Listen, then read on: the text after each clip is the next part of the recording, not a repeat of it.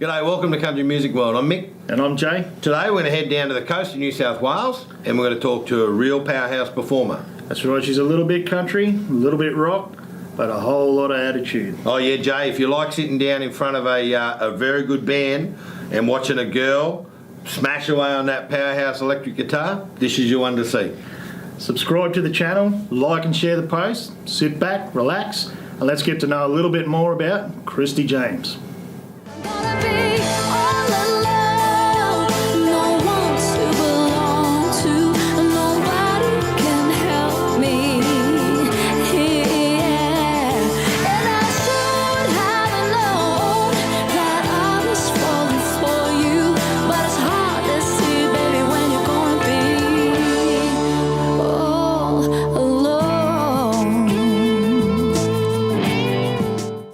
Jay, so we're going to cut across to Kristy, who'll be sitting down here in the sunny town of Newcastle somewhere waiting for us. So we got you online, Kristy? Hey, Kristy. How you going? I'm good. How are you? How you going, mate? Thank you. Welcome to Country Music World.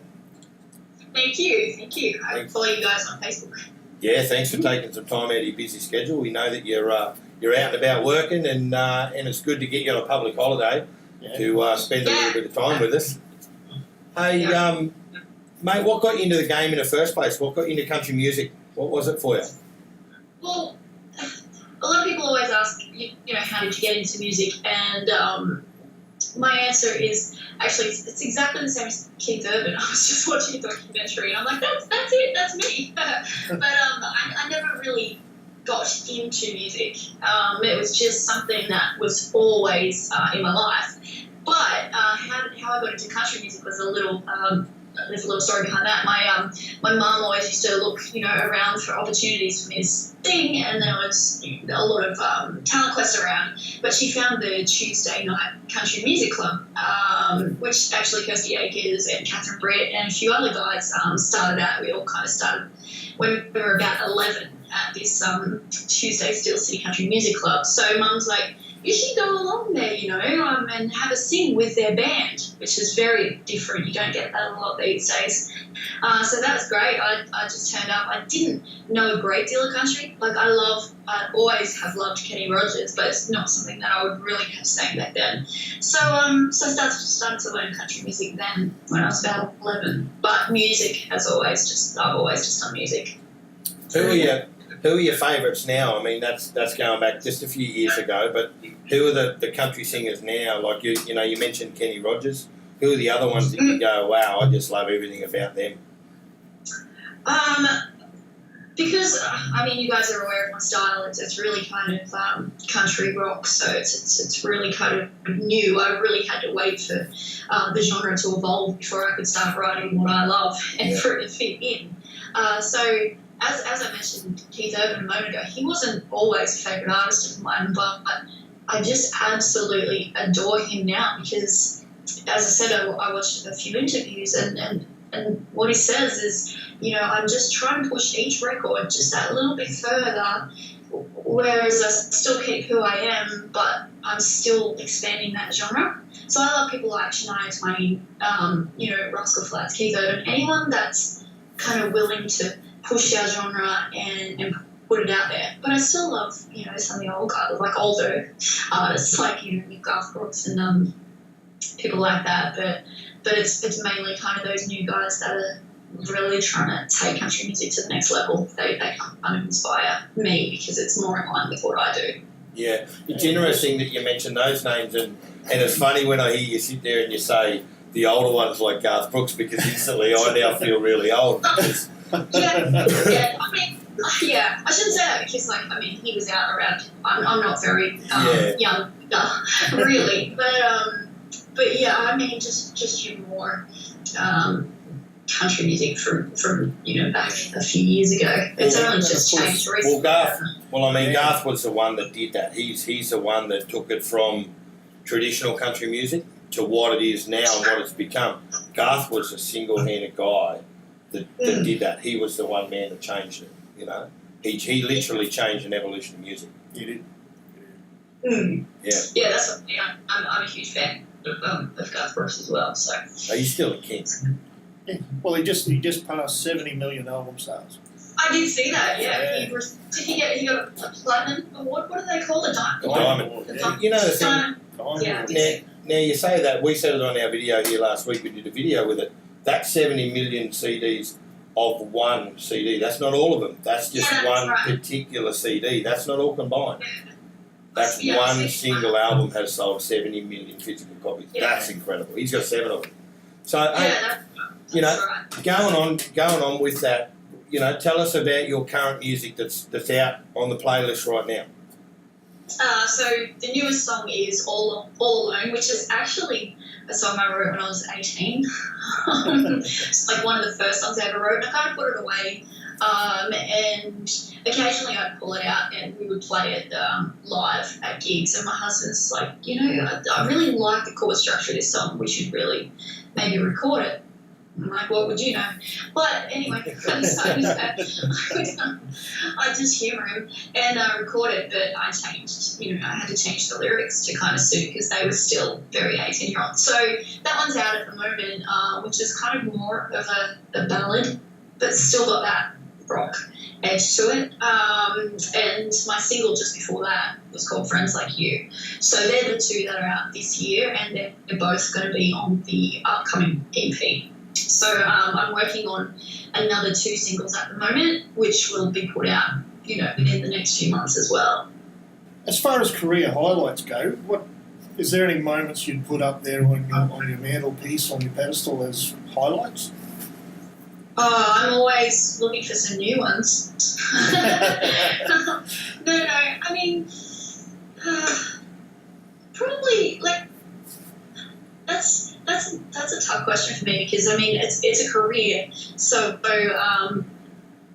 everything that happens, you know, if anything good happens for me, that's a highlight. But you know, like my EP was number 2 on iTunes, and every release since that has been number 2. The next highlight would definitely be number 1. But you know, this year I was nominated for the Australian Independent Music Awards. So I remember seeing them 2 years ago, and I thought, you know what, next year I'm going to enter that and just see how I go. And that next year it wasn't on. So it was back on this year. So I have 2 songs nominated in that, which happens to be around the week of my birthday, the awards. So that's probably the highlight, you know, for this year. One of the highlights for this year. Yeah. So. Yeah, like I just love doing, you know, what I do. So. What about things like Nashville? Have you got Nashville in your sights? I am booked to go to Nashville in April, so I'll have to come back and tell you about that. But I actually went to Los Angeles because as much as Nashville's very well known as the home of country music, 1 in 3 records in the world have been recorded in LA. So, you know, we got a few friends over there. I don't know if you guys know, but I play electric guitar in my band, and the amps that I use are the same amps actually that Keith uses, Sheryl Crow, a whole heap of artists, and we went over to meet and hang out with the guy that makes these amps. So that was a really great time we had over there, and I met the guy that played on my last song, All Alone. He took some time out. They're just amazing over there. Like, everyone does something and knows someone, you know. So I actually came back and said to my children, you're really lucky you're here because I'm going to come back and pack my bags and not come back. You know, it was just so much fun. But at the end of the day, you can't really beat Australia. Australia's beautiful. But yeah, we had a lot of fun over there, and I really just couldn't wait to get back. So I was booked to go back over to LA, but also to Nashville, so I can just do some writing in Nashville and meet up with some contacts we have over there as well. So, with your writing, is that a thing that you want to focus on more? Do you want to be, you know, do you want to put that as in a skill set that's I'm a writer, performer, or are you a performer writer? What would you class yourself as? I guess that'll change at the point that I'm probably too old to be a performer writer. I'll become a writer performer a bit older. But it's hard with music. You've got to, as an artist, you've got a passion, and I've got a passion for writing and performing my own stuff. But you've also got to have the business side. So if I don't have a song ready to go, but I need to put something out, then I'm going to go with somebody else's song, or if their song is better than mine. And as much as sometimes that kills me, and I really want to put my song out and tell my story, I really sometimes need to have that business hat on and say, you know what, like, people are going to really connect more with this other song, and they've just done a better job than I have this time. So, but songwriting is definitely something that I do enjoy. It's something that I want to get better at. And as much as I write here with people in Australia, because there is so much talent, I've written with Mike Carr and Jasmine Ray, like, those guys are amazing, but there's just a lot to offer in Nashville as well. They kind of have that country rock, country pop thing really going on as well. So, yeah. Kristy, would you have some advice for young people coming into the industry that aspire to do what you were doing? Or? Yeah, I do. Firstly, practice your craft. Don't you dare get up and not know what you're doing, because that's going to make it hard for you in the industry. And the other thing that I would say is, be ready for rejection, because it'll happen. It'll happen. The difference is how you get back up from that. That's what makes a winner at the end of the day. Just keep getting back up. If you want to do it, if you want to be successful, then just keep getting back up. That's probably my biggest piece of advice. I've been doing that for 20 years.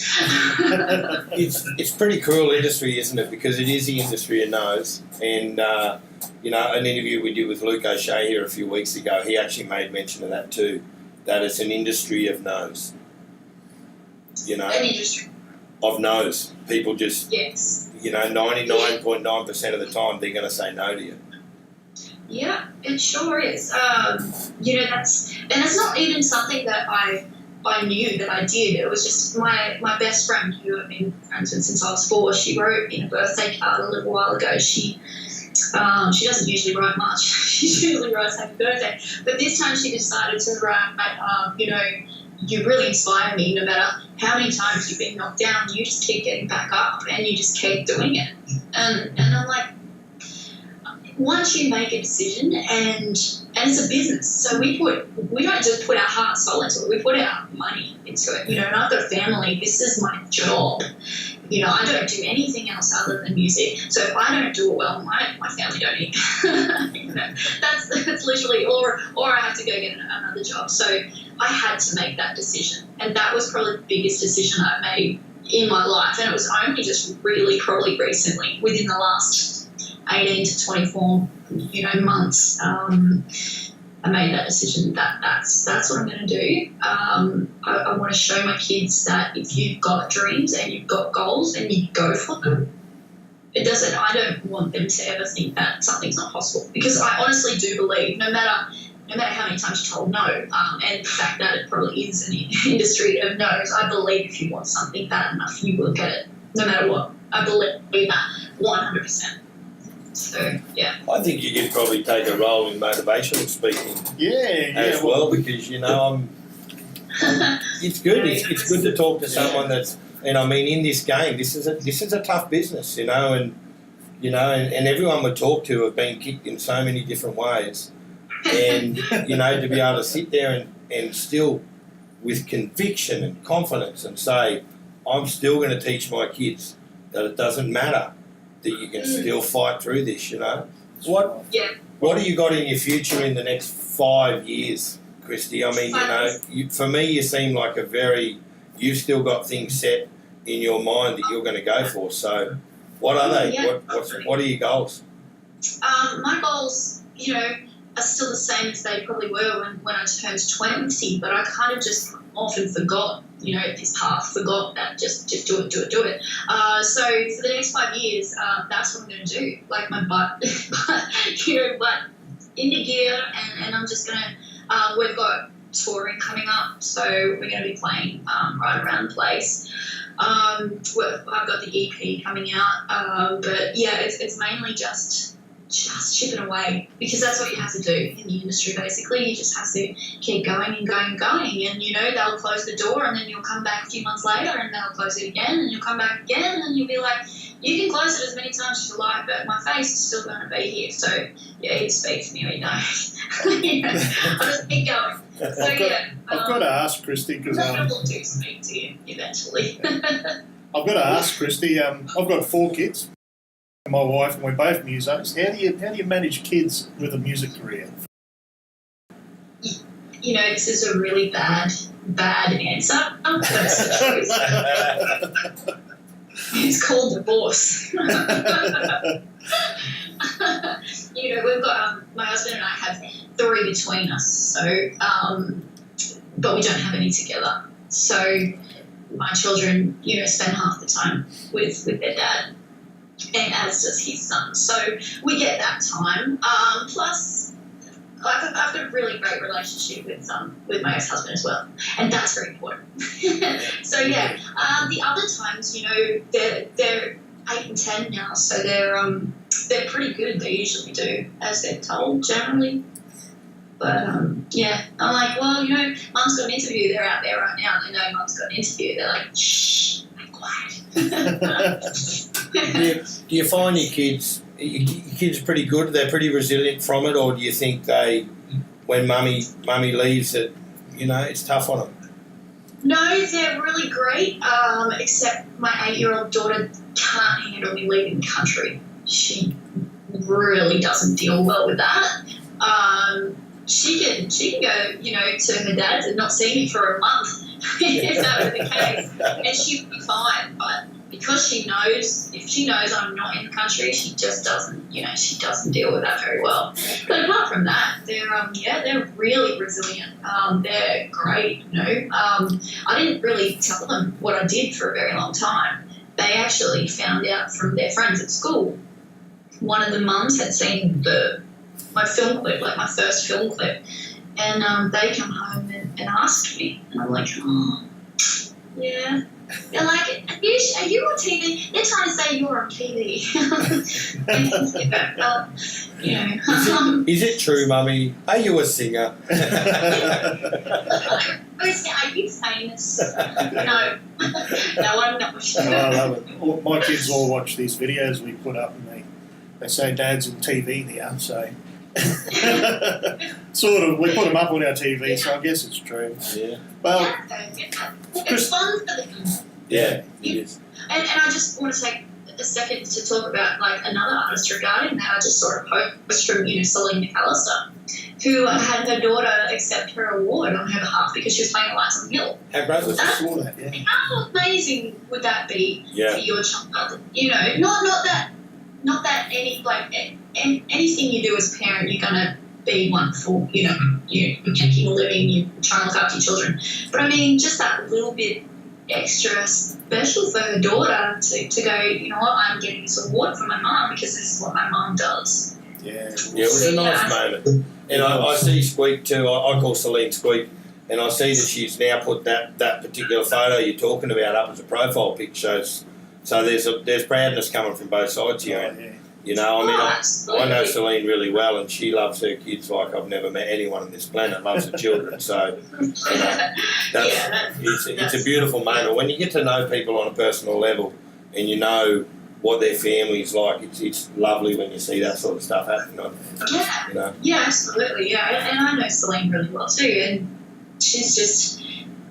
You just watch her work and work and work. And at the end of the day, as I was saying before, that's advice for people coming in the industry. Just work. Just do it. Do what you love, and eventually you'll reap benefits.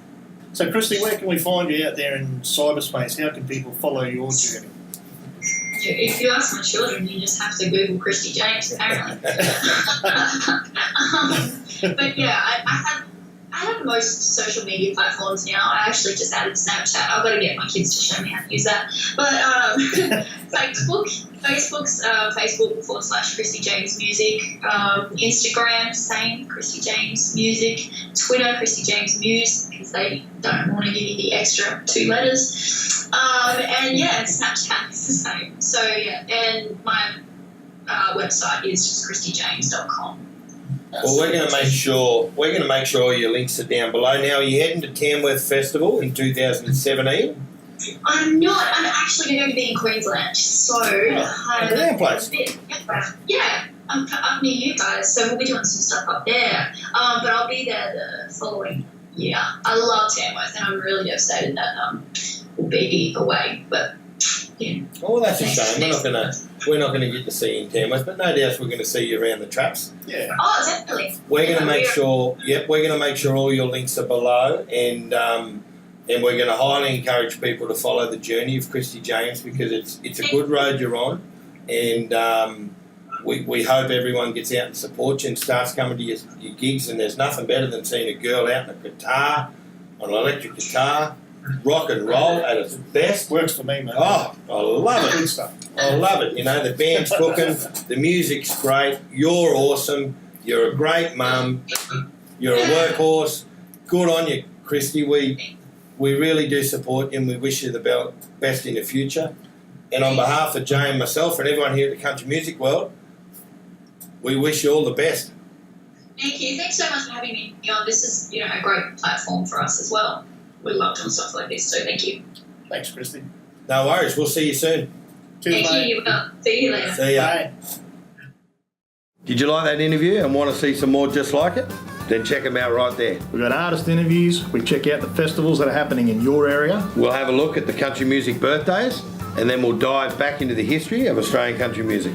We've got the CMW Country Artist of the Week chart as voted by you. And we also have heaps of weekly prize giveaways. So give us a thumbs up, subscribe to the channel, because together we can make a difference in the country music world.